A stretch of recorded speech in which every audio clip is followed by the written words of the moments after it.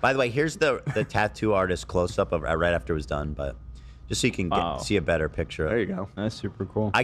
I'm so impressed with how the boys, looks so much like them, you know. And her style is she doesn't put faces on people, which I think is smart, because almost if it's not like impossibly perfect, it just ruins it. Yeah, it's cute how their hair's all different. Yeah, and it's so exact. So anyway, that's that. Let's see what everybody had to say about it. All nice things, I'm sure. I'm sure, yeah. Let's see. Well, Ethan was showing off a brand new tattoo, which is essentially 3 young kids, which are his kids, eating slices of watermelon. Each one eating a slice of watermelon, surrounded by presumably things that they love, like dinosaurs. Like, you got a Godzilla, you got a little Pikachu over here. So is Ethan one of those people? Is Ethan trying to reclaim the watermelon symbol as an Israeli symbol?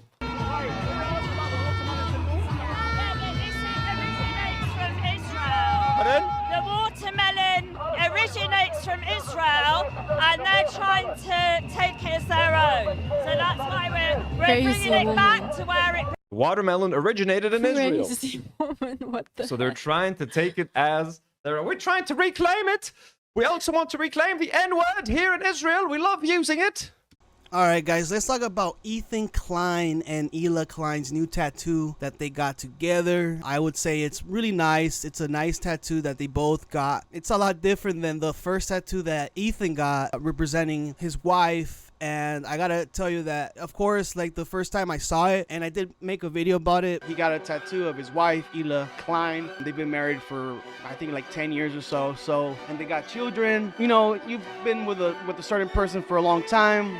I think it's a lot better when you've been with somebody for a good amount of time, and then you decide to take a tattoo of them, of their face, right? A very realistic tattoo of them in your arm. I mean, now you're kind of like expected to be with the same person for the rest of your life. I mean that's kind of what you're supposed to do. And now that they have a new tattoo, there seems to be some new controversy about it, and they're talking about the watermelons being some sort of, like, I guess, some dog whistle for the Palestinians. I don't know. I'm going to give you guys my example. I know the controversial part is obviously the watermelons. The fact that these kids are eating watermelons. We all know that watermelons are basically a symbol of Palestine and Palestinian liberation. We're going to watch a little video to get a bit more context, because sometimes I am unclear on, like, why watermelons exactly. They're really, like, trying to dig deep for something to attack Ethan on. But regardless of that, that's another completely different subject. The tattoos that they got of their kids,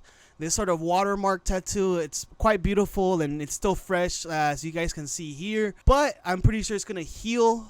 Like the last one, I know I talked a lot of shit about the last one and how fresh it was and how really dark it was and how the shading looked pretty like horrible. I mean, it's somewhat good and somewhat bad, this tattoo, right? The realistic aspect of it, it's a little bit off-putting. You know, the shading, the dark bags on Hila. I mean, she has those. I wouldn't say it's bad, right? But it doesn't make her look super good. It's a little scary. It's a little scary tattoo.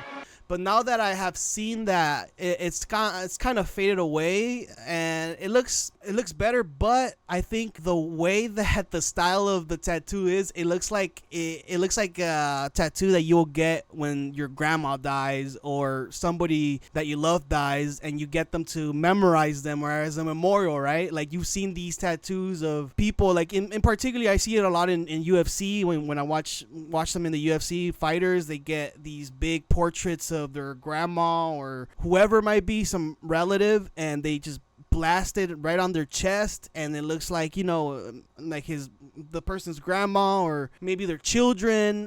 But even then, you know, I mean, you can kind of understand, like, children at that point, that, yeah, like, it's like a timepiece for them, but it's still like I guess the aesthetic of it seems like, hey, somebody died, right? But now that I have seen it sort of not be super dark and really shaded, I'll give you a picture of that. I'll show you a picture of that and how it looks like healed now compared to originally how he took it. Like, he had some footage of it, and it looked pretty bad, in my opinion. I was just maybe also waiting to see how it also healed, so we'll look at that right now. Look, so right here, This is the fresh version of the tattoo, right? It's pretty dark. One of my biggest complaints about the tattoo was the eye bags that Hila had, and now we have the fresh version of it, the cleaner version of Hila, and now it doesn't look too dark under the eyes, and it looks quite well, but I will still say that the tattoo looks like she died, and that's one of my biggest pet peeves from it. I don't know about you guys. Let me know about what you guys think. And then going back to the newest tattoos that he got with his wife, I would say that they're pretty nice. They're quite unique as well. They didn't put their kids' faces on it. I also like that aspect of it, because sometimes, you know, as the time goes and as the tattoo gets older and older, then that starts to fade away. And also, you know, and it's also fun for the kids to, like, you know, draw something, or, you know, it's a fun little concept. My boys, AB, Zach, Love, and Dan. This is a hideous nightmare. I'm talking about. I think you should. They're all blank. I think you should just have another artist fill it in with this. I mean, this is what it's meant to be. Yeah.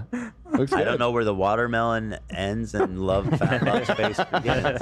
And going back, I guess, to the whole controversy thing, I saw this one guy that Ethan and I think AB also are beefing it with some of the, you know, horrific he said. When they say the horrific, I said they're talking about me reacting to Israelis running from the Iranian bombing again. They were making fun of Israelis running for their lives. The only person out of all these people calling me out that has said to leave the crew alone has been Hassan. I don't think that that's Hassan actually being a nice guy to AB. I think that's Hassan trying to disconnect the crew from Ethan. I'm guessing if AB is half Muslim. I heard AB's at least 8% Muslim, just like Anissa. I've seen how unirrational a lot of these people are, and I've seen how they take things out of context. They just want to use me as a chess piece. He's so close to getting that, like, Hassan is orchestrating this. That's the only thing I wish he knew. You only have smoke for me, Millhouse. I'm the problem in this. Your opinion was the only one that I actually even cared about. I wonder if this Millhouse guy is just, like, kind of really worked up. Like, he's in Lebanon. He's got people chirping in his ear, telling him how he should feel about the topic. He's trying to, like, compare this tattoo, these new tattoos that he has, with it being controversial because of the watermelons. Apparently, it connects Palestine with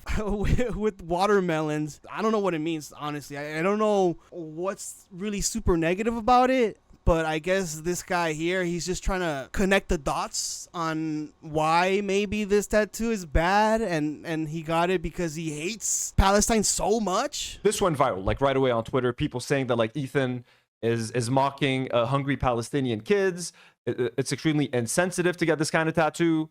So let's learn a little bit more. And he had to watch a video about the history about it, and it's frankly ridiculous. And cultural symbols have immense power to shape how we see the world and the people in it. That's why stories and narratives matter. They took what was once a symbol of freedom and turned it into a stereotype to reinforce racial supremacy and hierarchy while completely erasing its history. Because how fragile do you have to be to feel threatened by seeing other people enjoying their newfound freedom, living off land they owned, and becoming financially independent by selling watermelon?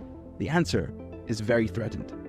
As Palestinians, we have also adopted the watermelon as a symbol of our own struggle for freedom, because its colors match our flag that was banned by Israel. Their fragility is triggered from their drive to erase Palestinians and replace the native with the settler. So any sign or symbol of our identity or presence becomes an existential threat to them and their ideology. So instead of carrying the flag, people started carrying watermelons, and now it's everywhere.